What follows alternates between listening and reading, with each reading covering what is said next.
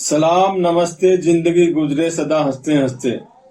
जी हाँ, आज मैं मदरसों की सारी सच्चाई आपके सामने खोल के रख दूंगा।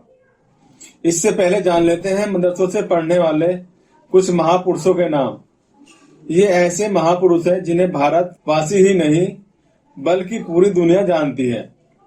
मैं इस वीडियो में कम से कम महापुरुषों के नाम आपको बताऊंगा, क्योंकि आपका टाइम बहुत ज्यादा कीमती है। मदरसों से पढ़ने वाले महापुरुषों में सबसे पहले मैं गुरु नानक देव जी का जिक्र करूंगा। गुरु नानक देव जी ने अपनी शिक्षा एक मौलवी से मदरसे से प्राप्त की थी। गुरु नानक देव जी सिखों के पहले गुरु और सिख धर्म के संस्थापक थे। अगला नाम है राजा राम मोहन राय का।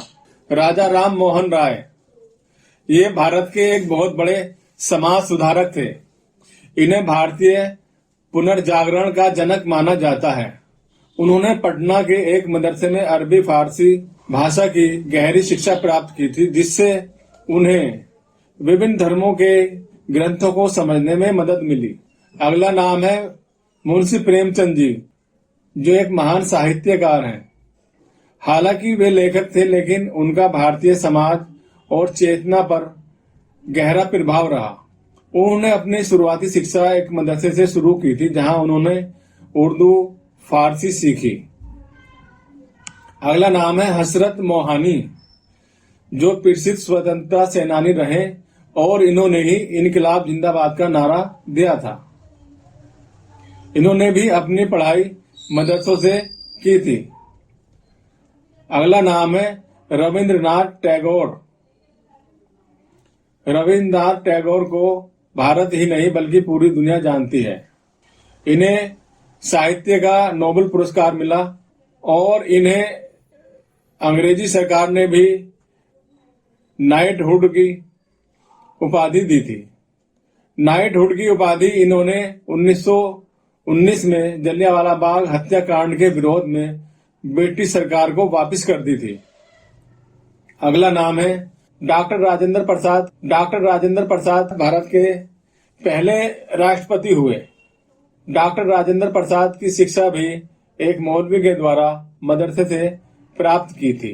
उन्होंने 5 साल की उम्र में ही फारसी, उर्दू और व्याकरण और मदरसे जैसी पारंपरिक शिक्षा पद्धति का सहारा लिया था। अगला नाम है मौलाना अबुल कलाम आजाद, जो भारत के प्रथम शिक्षा मंत्री रहे। इन्होंने अपनी शिक्षा आधुनिक स्कूल के बजाय घर पर और पारंपरिक मदरसों में तालीम हासिल की थी। वे इस्लामी शास्त्र और कई भाषाओं के विशेषज्ञ थे। अगला नाम है सरोजिनी नायडू, जिन्हें भारत की कोकिला भी कहा जाता है।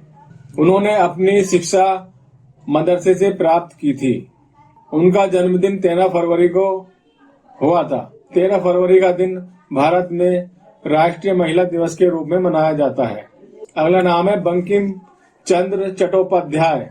इन्होंने अपनी बेसिक शिक्षा मदरसे से प्राप्त की और 1858 में बीए की डिग्री प्राप्त करने वाले ये पहले भारतीय थे।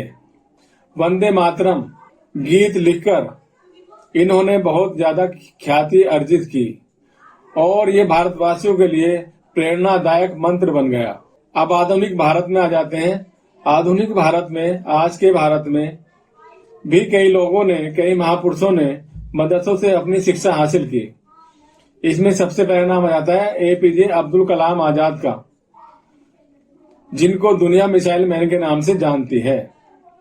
वो भारत के मुख्य परमाणु साइंटिस्ट रहे और भारत को परमाणु सक्षम देश बनाने में मुख्य भूमिका निभाई। आज के समय में भारत के अजीत डोभाल, जो भारत के वर्तमान सुरक्षा सलाहकार हैं, उन्हें भी उर्दू सीखनी पड़ी। उन्होंने अपने अंडर कवर मिशन के दौरान उर्दू सीखी। हालांकि उनकी शिक्षा मदरसे से नहीं थी। अगला नाम है टीएस राघवन। ये पाकिस्तान में भारत के उच्चायुक्त रहे और इन्होंने उर्दू सीखी। ये पाकिस्तान में भारत के उच्चायुक्त रहे। भारत में मदरसों का इतिहास दिल्ली सल्तनत से शुरू होता है। भारत का पहला मदरसा 1991-92 ईस्वी में अजमेर में मोहम्मद गौरी द्वारा स्थापित किया गया था। मदरसों का ऐतिहासिक विकास। सल्तनत काल में इल्तुतमिश और मोहम्मद बिन तुगलक के समय में मदरसों का काफी विस्तार हुआ। तुगलक के शासन काल में अकेले दिल्ली में लगभग 1000 मदरसे थे। मुगल काल, सम्राट अकबर ने मदरसों का पाठ्यक्रम चेंज किया। पाठ्यक्रम में विज्ञान, गणित और तर्कशास्त्र जैसे धर्मनिरपेक्ष विषयों को जोड़कर इसे और व्यापक बनाया।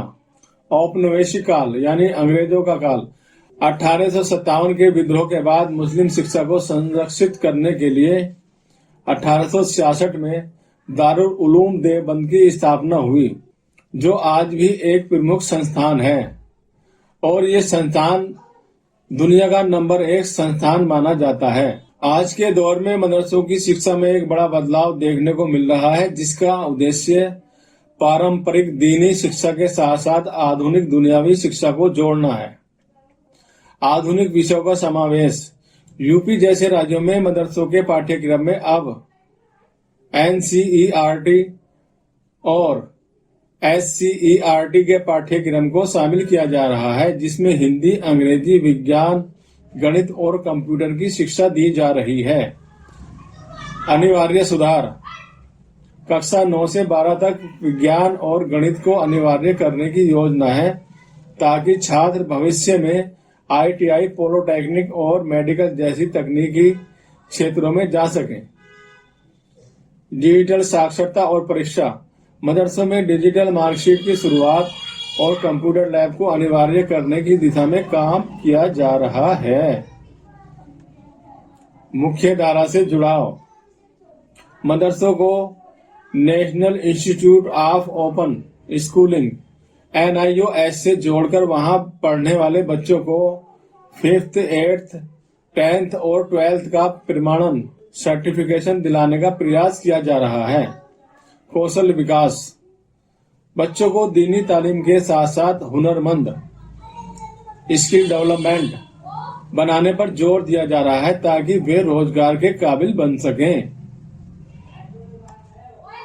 आज मदरसे केवल धर्म शिक्षा तक सीमित न रहकर आधुनिक ज्ञान, विज्ञान और तकनीक को अपनाकर छात्रों को समकालीन चुनौतियों के लिए तैयार कर रहे हैं। कई पढ़े लिखे अभिभावक भी अपने बच्चों को मदरसों में इसलिए पढ़ा रहे हैं क्योंकि मदरसे उनके घर के नजदीक हैं। कई ग्रामीण क्षेत्र ऐसे हैं जहां पर मदरसों में सारी शिक्षा दी जा रही है। English, math, science, Hindi, Urdu, अरबी, सारी शिक्षा वहां पर उपलब्ध है। इसलिए पेरेंट अपने बच्चों को सुरक्षा के कारण दूर नहीं भेज पा रहे, तो वे मदरसों में ही पढ़ाना उचित समझते हैं। और इसमें ऐसा नहीं कि केवल मुस्लिम ही मदरसों में पढ़ सकते हैं या मुस्लिम ही केवल यहाँ पर पढ़ते हैं। प्राइमरी विद्यालयों से पहले ये मदरसे सैकड़ों हजारों सालों से भारत में चले आ रहे हैं और इनका भारत की शिक्षा में बहुत ही महत्वपूर्ण योगदान रहा है। मुझे उम्मीद है कि कुछ लोगों की मदरसों के बारे में गलत धारणा, गलत भ्रम दूर हो गया होगा। फिर मिलेंगे नई वीडियो में नई जानकारी के साथ।